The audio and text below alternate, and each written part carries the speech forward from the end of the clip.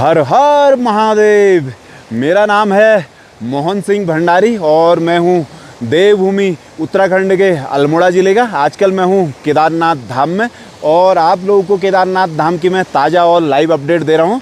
और आज है 10 मई का दिन और दिन के अभी करीब 3:30 से 4 बजे का समय है। सबसे पहले आप लोग को दिखाता हूँ कि आज केदारनाथ धाम में शाम के समय में मौसम कैसा है।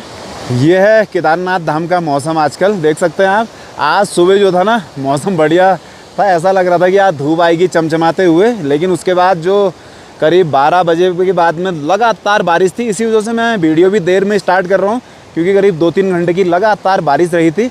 और देखो फिर से अभी बारिश के छींटे पड़ रहे हैं और मैं हूँ केदारनाथ मंदिर के थोड़ा सा बगल में, जहाँ से बासुकी ताल के लिए रास्ता जाता है, उस इलाके में हूँ। और मौसम ऐसा हो रहा, देखो अभी भी बारिश होने में लगी हुई है। आज की मेरी ये वीडियो उन लोगों के लिए है जो अपना केदारनाथ धाम आने के लिए फर्स्ट बार आने की प्लानिंग कर रहे हैं। इस वीडियो में आप लोग को ऐसी मैं 10 जानकारियाँ दूंगा जिससे आपकी केदारनाथ धाम की यात्रा काफ़ी आसान, सुरक्षित और यादगार बन जाएगी।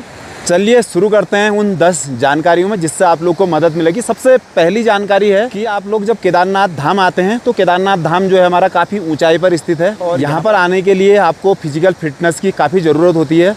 इसके लिए आप अगर केदारनाथ आ रहे हैं तो पहले से आप जॉगिंग करें, रनिंग करें, जिससे आपको फिजिकली आप स्ट्रॉन्ग रहें और आपको यात्रा करने के लिए आसानी रहे। अगर आप लोग यहाँ पर केदारनाथ धाम में ट्रैक करके आ रहे हैं, घोड़े में, पालकी में या पिट्ठू में या हवाई सेवा से आ रहे हैं, तो उनके लिए ये टिप्स नहीं है। जो लोग पैदल ट्रैक करके आ रहे हैं उन लोगों को जो अपना फिजिकली स्ट्रॉन्ग करने की ज़रूरत है अपने आप को।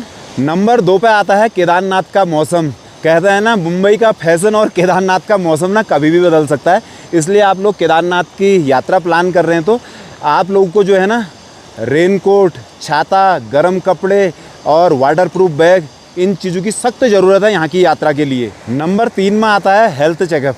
क्योंकि केदारनाथ धाम जो है हमारा काफ़ी ऊंचाई पर है, यहाँ पर ऑक्सीजन की दिक्कत होती है। इसलिए यहाँ आने से पहले आप लोग एक बार अपना हेल्थ चेकअप करवा लें और डॉक्टर से सलाह ले लें कि आप यहाँ की यात्रा में आ रहे हैं। तो अगर आप लोग को ज़रूरत है तो आप ऑक्सीजन सिलेंडर भी अपने साथ कैरी कर सकते हैं, जिससे आप लोग को रास्ते में कोई भी दिक्कत नहीं होगी। नंबर 4 में आता है, अगर आप लोग यहाँ की यात्रा प्लान कर रहे हैं तो यहाँ के लिए रजिस्ट्रेशन काफ़ी अनिवार्य है। लेकिन आजकल जो है यहाँ पे भीड़ कम है तो बिना रजिस्ट्रेशन से भी लोग दर्शन कर रहे हैं। आप लोग अपना आधार कार्ड लेके भी दर्शन कर सकते हैं। वैसे आप रजिस्ट्रेशन करा लें तो ज़्यादा बढ़िया है, उससे आपको सहूलियत रहेगी।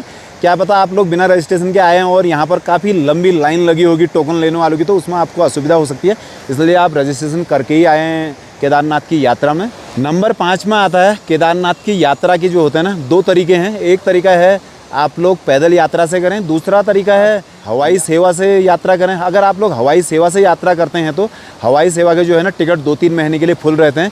इसलिए आप अगर हवाई सेवा द्वारा यात्रा करना चाहते हैं तो पहले से एडवांस से बुकिंग कर लें, क्योंकि हवाई टिकट यहाँ पर करंट में कभी भी नहीं मिलता है। और साथ में अगर आप घोड़े से, पालकी से, डोगी से करना चाहते हैं तो उसके जो होते हैं ना चार्ज अप डाउन होते हैं, वो तो आप अपनी काबिलियत के हिसाब से बार्गेनिंग करके कर सकते हैं। वो आप करंट वहीं पर ही बुकिंग कर सकते हैं क्योंकि वो लोग खड़े रहते हैं रास्ते में ही।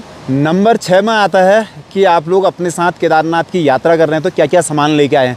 उनमें आता है सबसे पहले पावर बैंक और टॉर्च, दवाइयाँ, कुछ ड्राई फूड और कैश अपने साथ रखें, क्योंकि यहाँ पर नेटवर्क की थोड़ा दिक्कत रहती है। आप सोचेंगे हम गूगल पे करेंगे, हो सकता है वहाँ पर नेटवर्क ना हो या ऐसे दुकानदार मिले जो गूगल पे यूज ही ना करते हो। इसलिए आप लोग ये चीज़ें ज़रूर रखें अपने साथ। नंबर 7 में आता है कि जब आप केदारनाथ की यात्रा कर रहे हैं तो आपके यहाँ पर रुकने की व्यवस्था का इंतजाम पहले से करोगे तो आपको बिल्कुल टेंशन नहीं रहेगी, क्योंकि जब सीज़न ज़्यादा रहता है तो यहाँ पर जो है ना रेट बहुत ज़्यादा बढ़ जाते हैं। इसलिए आप लोग घर बैठे, आपके पास ऑप्शन है, आप अपने ऑनलाइन रहने की यहाँ पर व्यवस्था कर लें। नंबर 8 में आता है लाइट वेट, कम वज़न।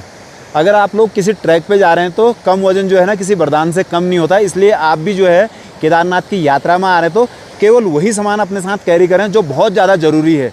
और नंबर 9 में आता है स्थानीय नियमों का पालन करना।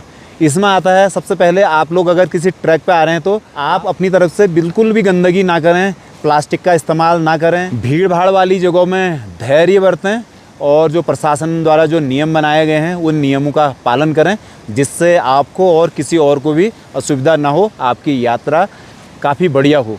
नंबर 10 में आता है, अगर आप लोग केदारनाथ की यात्रा पे आ रहे हैं तो आप केदारनाथ की यात्रा को एक आस्था के साथ करें, एक टूरिस्ट के और पर्यटन के तौर पर ना करें। केदारनाथ का मौसम और माहौल ऐसा होता है ना जो दिल को छू लेता है, और अपनी इस यात्रा में यहाँ के मौसम और माहौल को महसूस करें। अगर आप लोग को मेरे द्वारा दी गई जानकारी अच्छी लगी तो आप लोग कमेंट करके बता सकते हैं। जो लोग पहले केदारनाथ धाम की यात्रा में आए हैं वो लोग अपना अनुभव साझा कर सकते हैं। और अभी की मैं इस वीडियो को करता हूँ यहीं पर ही समाप्त। हर हर महादेव।